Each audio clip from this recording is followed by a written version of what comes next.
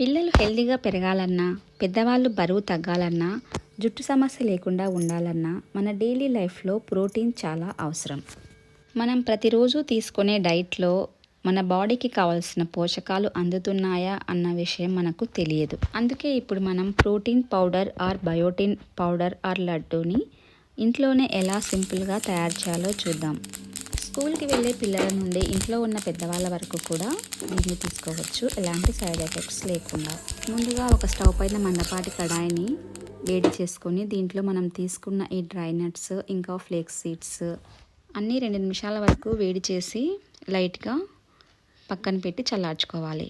ఇవన్నీ చల్లారిన తర్వాత 1 కప్పు చొప్పున అవిసె గింజలు, వాల్నట్స్, తెల్ల నువ్వులు 2 కప్పులు, పిస్తా, పల్లీలు, బాదం, పంప్కిన్ సీడ్స్, పుల్ మకానా ఇవన్నీ వేసి కొద్దిగా ఎండు కొబ్బరి కూడా వేసుకోవాలి. ఇలా మిక్స్ చేసుకున్న అన్నీ కూడా ఫైన్గా మిక్సీ జార్లో పొడి చేసుకుంటే సరిపోతుంది. అలాగే పౌడర్లా కూడా తీసుకోవచ్చు. డైలీ 1 స్పూన్ చొప్పున, మార్నింగ్ 1 స్పూను, ఈవినింగ్ 1 స్పూన్ తీసుకుంటే సరిపోతుంది. పిల్లలకైతే ఇది మిల్క్లో 1 స్పూన్ వేసి ఇస్తే సరిపోతుంది. మిల్క్ ఇష్టపడిన పిల్లలకి లడ్డూలా చేసి కూడా ఇవ్వచ్చు. చాలా హెల్తీగా ఉంటుంది.